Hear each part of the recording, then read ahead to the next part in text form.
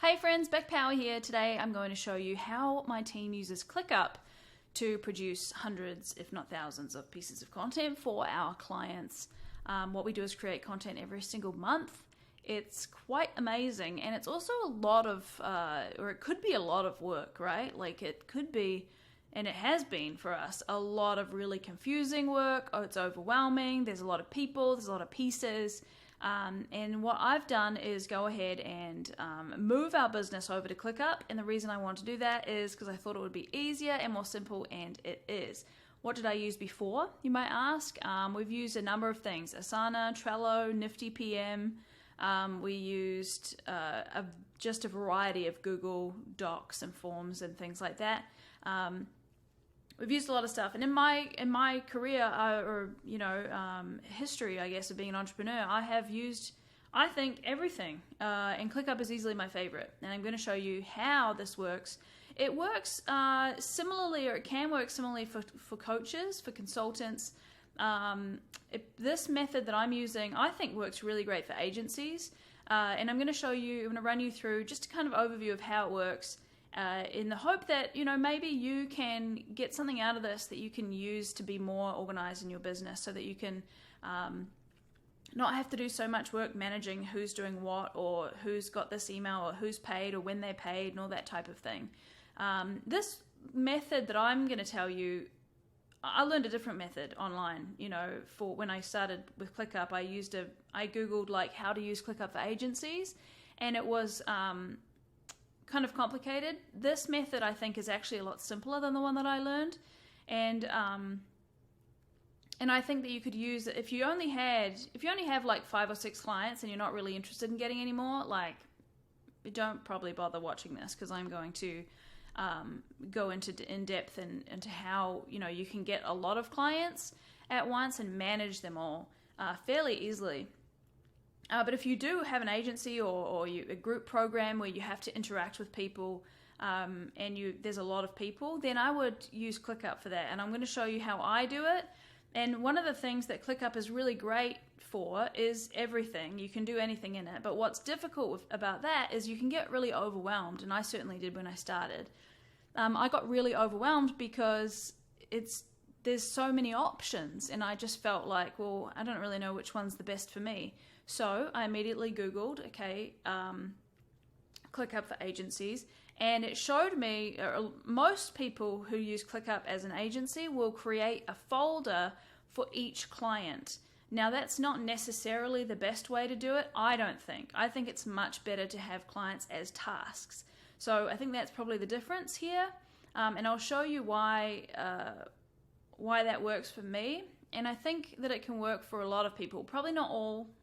I'm not saying this is a kind of a cookie cutter thing, but I think for a lot of people this would be a really great solution. So I've copied my main board here, so you won't see any of our clients or anything like that. But I wanted to show you exactly how we do this. First of all, if you haven't used ClickUp really, down the left-hand side here, I've divided my business into multiple different spaces. And I've got HQ, which is kind of a bunch of different things. But the 4 main areas that I think every business has are operations, marketing, sales, and fulfillment. Now you can see I've got operations, marketing, sales, and I've got some of these things in green here. For me, I color-coded them, so all the green ones are fulfillment. And if I have a course or a group program or something like that, and there is some type of fulfillment that needs to be done for every client or every customer or something like that, I will set up another space that will be green, and it will be a fulfillment one. Now, within each space, you can have lots of different types of what are they called? Folders. So you can have folders or lists underneath of these. So really these spaces are just organizational. And then we've got folders that do the same thing. So, inside of my social content workflow, it's got like YouTube videos, emails, social content, and blogs. And so those things are under kind of that umbrella. And when you travel down, you can see that there's a whole bunch of other things in here. For this one, it's got a live client board, which is the one that we're looking at right now, just here. And this is really cool because if you have clients that they go through the same process every time, I have been paying somebody to go through the same process with them now for 18 months. And then I realized recently that I can just automate that in Clickup. So I was pretty proud to figure that out. And then I managed to do it. So I'm going to show you really quick what happens when we add a template. So in Clickup is really cool because you can add templates for different things. So I'm going to say browse templates. I've got, because my clients are all tasks, I'm going to do that. And then I'm going to move this and click onboarding. So I've got all these different 6 task templates here, and each of them are, or I guess at least 5 of them are for this particular process. So if I click onboarding, and then I'm going to click use template,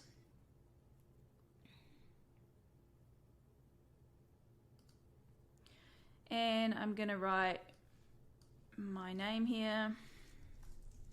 This would be the name of the client. And I always remap the dates. That means that it pushes the dates back to whenever you want them to be. So if I want the due date for this delivery to be on Wednesday, and we usually start things on Mondays, so I'd say, okay, great, today's the 3rd, it's going to be, the due date is going to be the 9th. Cool. Now, one really awesome thing that I've done actually is that my team doesn't even need to do that step anymore. And I just wanted to show you how it works if you hadn't set anything else up and you just wanted to set up a template for onboarding. It will pop up in a minute. And so there it is there. So now see that it's due next Wednesday, it's got my name and it's a task. Now what I have set up is really awesome. When somebody pays, I've set up a zap here, like a zap, and it will send an email. So every time someone pays, it zaps an email to them through Gmail using the email they paid with, and it will say, hey, welcome to Power Creative, AMP content. All you need to do is fill out this form and sign this agreement, and it gives you, some information. Here's some FAQs. I've written a whole wiki for my clients on how to use everything that we do and other things that we offer. And then it's actually going to send them a link to a form, and that form is this form here. So it sends them a link to this form. Oh, it hasn't copied the form over from the other one, but it's fine. So it sends them a form that looks like this. It has a whole bunch more fields, obviously. And once they fill out this form, that form gets submitted and it creates a task like this. And when the task is created, all the information that's in the form goes here inside the description. So everything that my team needs to know now is inside of this task. And this is just a task. And so I think what people do a lot, I'm not going to say they do it wrong, but I think it's not very effective, is to create lists and folders for each client when they don't need that much stuff. It's much less complicated to set them up as a list, because if you have a list, you still have subtasks. You know what I mean? If you have a task, if your client is a task, you still have subtasks here. You don't need whole lists of different statuses and stuff like that, because the client themselves are the task, and then all these are subtasks. And you can still add checklists. You can still add attachments.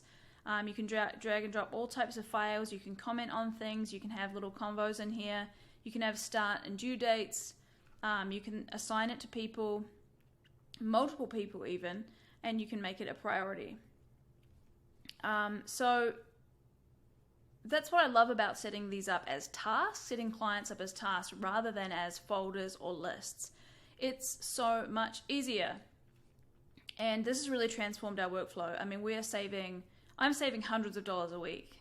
I'm not even exaggerating. Just this week, just by spending a couple of hours creating zaps, I am saving hundreds of dollars every week going forward.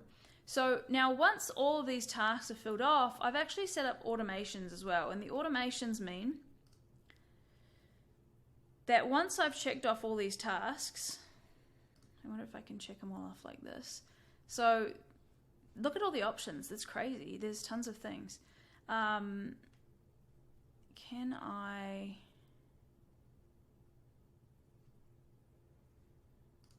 Okay, what I'm going to do is just go through here. Now, you can see that as we make all these complete, and there's extra tasks here as well, so I'm going to complete this. And it's going to ask me if I want to resolve all of those. Yes, I do. So I'm going through, and I am completing all these tasks. Now, as my team is doing this, and these are assigned to a certain person, every time they're always assigned to somebody, and they always have a due date. Those are the really important things. Now, as soon as I've crossed those off, what's going to happen is, in a minute, this thing is going to move over here. Now, I'm not 100% sure it's going to do it because I've actually duplicated this board. But the idea is that once these are all crossed off, this is going to move itself over to this one, and new people are going to be assigned to it, and new due dates are going to be set. This may not actually happen on this video, but it does happen in our board. Like I said, the automations might not work because this is a duplicated board. So once that happens, then it moves over to proofs, somebody else gets tagged, new dates are set, and now we're ready to roll. So where I'm saving money is I don't have to pay somebody or worry about where each client is at each stage. Like we used to have a meeting every Monday to make sure of who was that week and where they were going and what they needed. And now that stuff just moves naturally throughout this process. So my process is really simple. So we've got the onboarding with all of those tasks that I said earlier. We've got proofs where we actually create branded designs for you and your content. We've got the processing, which is where all the magic happens and everything gets chopped up and your proofs are used to create that content. We go through an approval process to make sure everything's all right, and then we schedule it for you. We schedule everything for our clients on social media across multiple platforms. I know I said multiple twice. There's a lot of platforms. And so we can post on one platform or 6 platforms. I don't really know why you'd want to post on 6, but some people might. And so we manage all this stuff throughout just this board. And it's really great. So once somebody's complete, then the next month the same thing happens, except this time we use the AMP Content Monthly form, which again has different, it looks a bit different in our actual board. This is just kind of a dummy one. So they fill this out once a month. Whenever they pay, an email gets sent to them, and that email has a link to this form. They fill out the form. Guess what? That form populates. See, here it is. It moved to proofs. Whoop. And now it's got different stuff. Right? Except the due dates are wrong. Probably have to look at that. So it gives you new dates. And then the same thing will happen, and it'll move to the next one and the next one. So as I was saying, the AMP Content Monthly form will populate, and it will throw them right into here because I have an automation that throws them into processing. It wouldn't start them again at onboarding every month because they've already been onboarded, so it would start them at processing, and so it moves them along that way. And in that way, I've managed to automate pretty much everything that we're doing in terms of fulfillment, which is awesome. And I'm working on doing that now for marketing, for that social workflow thing that you just saw. There's always a couple of issues, and those may or may not be user error. Probably me being trying to figure things out. But like things like this, or why don't these dates match? Okay, great. Let me go in and figure out why the template's dates don't automatically populate. But they will. You know what I mean? Like, it's just a matter of figuring out a couple of bits and pieces that I haven't gotten right yet. And that way, you can actually process people throughout your whole workflow without really doing very much at all. Whereas if you think about where I used to have it, which was creating folders, having multiple lists for each person, internal and external lists, sharing docs with people from their particular thing, it was just a lot. It was a lot to manage. It was too much to manage, and we had a lot of people on the team who weren't really sure of what they were supposed to be doing all the time. And even though we had so many people doing this, no one really knew exactly where everybody was at. And so there's other cool things, like you can take favorites up here at the top. I've got a client master list. Every time we add a new client, we put them on there. I've got an opportunities board, which is more for sales and marketing. We've got our live client board, which is literally this board and all the clients on it, and it just shows where they are exactly in the process. So you could see it just from one dashboard. It shows it a little bit different than this one. It will show how many tasks are still undone and who they belong to. So you can kind of check up on people and see who's being the most productive, who's not that productive. We have 7 or 8 people now on our team, and it's important to manage like who's actually getting their tasks done and who's fallen a little bit behind. And sometimes it may be that they have fallen behind because they didn't really know how to use Clickup, right? Or they hadn't set it up correctly when they first got onboarded with us as staff. And that falls to me to be like, oh crap, I'm sorry, I didn't tell you that here's how you switch this on, here's how you turn off all your notifications, otherwise you're going to get slammed with them. There's lots of bits and pieces that I teach people at the beginning, and if they don't pick it up, then they're not going to be as productive in Clickup. So I like to train them as soon as they join us. So that is a sort of an overview of how our agency works to produce hundreds, if not thousands, of pieces of content for our clients. And we do it every month. We create content for them every single month, or rather repurpose content for them every month. And I hope that's helpful to you. If you've got questions or thoughts or suggestions, if you use ClickUp a different way and you think that your way is better, I'm definitely keen to discuss. I won't fight anyone over it, but I really like what we're doing here, and I think ClickUp's just awesome. And if you really do want to grow your business or want to systematize your business, that's not something that I usually do. I don't offer anything for it. I can't sell you anything, but I'm happy to help. So if there's a problem that you're trying to solve in ClickUp, really happy to lend you my brain for a little bit and see if I can help you to make it more efficient. But if you do want to repurpose content, then this is the team for you. That's what we do all day, every day, and we use pretty simple systems to do it. So we will take one video or podcast or talk or one piece of content, or even I'll interview you, and we'll repurpose that into between 10 and 100 pieces of content, depending on what your needs are. So if you're interested in that, check us out, powercreativemedia.com, and I will see you in the next video.